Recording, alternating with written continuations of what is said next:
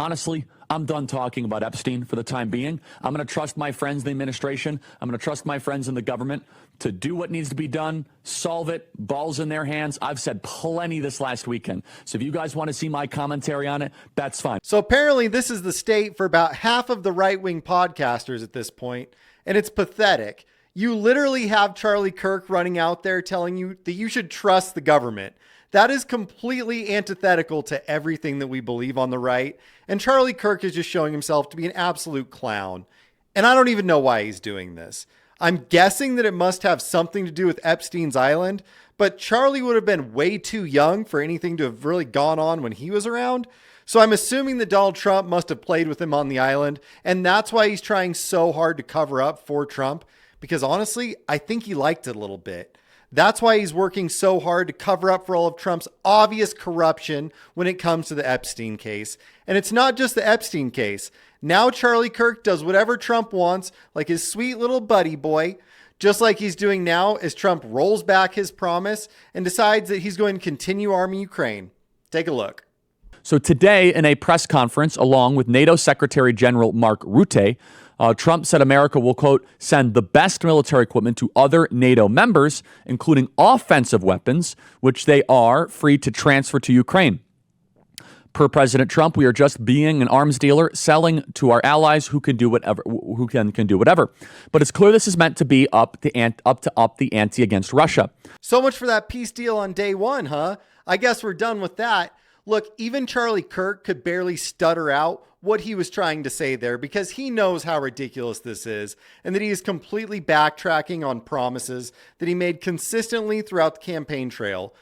Trump is worse on this issue than Joe Biden. If you don't believe me, notice that Charlie Kirk said that Trump is going to be sending offensive weapons and we're going to be functioning as arms dealers. He just straight up wants to be an arms dealer for Ukraine. So we're going to drag ourselves closer and closer to war with a nuclear power just so that arms dealers can make more money. There is nothing more grotesque than this whatsoever that could be going on in this situation. Trump is handling the Ukraine war in a catastrophic fashion, and Charlie Kirk is just going to go on and keep defending him. But let's go ahead and listen to Trump because Trump isn't even hiding that he's breaking his campaign promise. We've made a deal today where we are going to be sending them weapons and they're going to be paying for them. The United States will not be having any payment made. We are not buying it, but we will manufacture it and they're going to be paying for it. Our last meeting of a month ago was very successful in that they agreed to 5%, which is more than $1 trillion a year, so they have a lot of money. And these are wealthy nations. They have a lot of money and they want to do it. They feel very strongly about it. And we feel strongly about it too. So there you have it, straight from the PDF in chief himself. We are going to continue arming Ukraine. We're going to continue letting them fight Russia. They're going to lose. We're going to drag NATO closer to a conflict with Russia, all for a country that has stopped having elections because Ukraine, not a democracy. They literally don't have elections at this point. But Charlie Kirk is going to say, well, we have to actually go and think about this really rationally because what?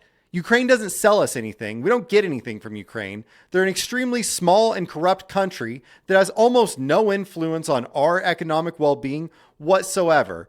But Charlie Kirk's going to ignore all of that because he basically wants to make sure that he just keeps slobbering for Donald Trump because that's what he was probably trained to do. And there's no judgment. That isn't his fault.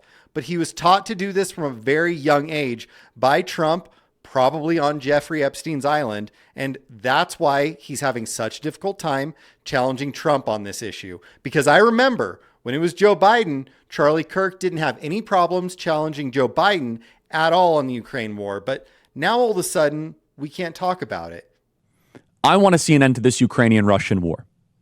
Personally, I don't want us to send any more arms to Ukraine. But at the same time, I want you, if you agree with me, in principle, what would you do if you were President Trump? He's in a very difficult position here. Well, what would I do if I was in that situation? Nothing. Because I would be the leader of the United States, not the leader of Ukraine. And it doesn't have anything to do with me. And it's on the other side of the world. And it's not a problem unless I make it a problem. because I'm not afraid of any problem that can be solved by staying at home and reading Lord of the Rings. It doesn't have anything to do with us. Let them do whatever they want. I have a great deal of compassion and understanding for President Trump here. And I'm not just saying that because he's a friend and I know him. Mr. Charlie, I trust the government, Kirk. Just stop, man. You don't have to do this. It wasn't your fault what he did to you. He can't hurt you anymore. Just let it go. So Vladimir Putin is making a bet. And here is the bet that Vladimir Putin is making. He is betting that America does not have the stomach to keep financing or to keep sending American weaponry. Almost all of Vladimir Putin's political calculus is based around the first principle that America domestically is done with this, and he's going to seize on that, and he's going to take advantage of it. Counterpoint, there's at least one uncomfortable truth here, and that is that we are actually done with this conflict. That's why we voted for the guy who said that he was going to end the conflict. He said we were going to stop sending money to Ukraine. That's why we all cheered when Zelensky came and sat in the White House and Donald Trump chastised him like a child. That's what we were all here for. That's why we voted for Donald Trump. And then Donald Trump actually came and has backtracked on all of these things. Just like he backtracked on the Epstein files, just like he's now working as a complete puppet for Israel, and we're continuing to fund wars. We have a larger budget with Trump than we did before Trump. So where exactly are we missing this? Did you watch a completely different campaign than I did? Or unlike me, can you not just admit that, yeah, Trump was actually a bad idea?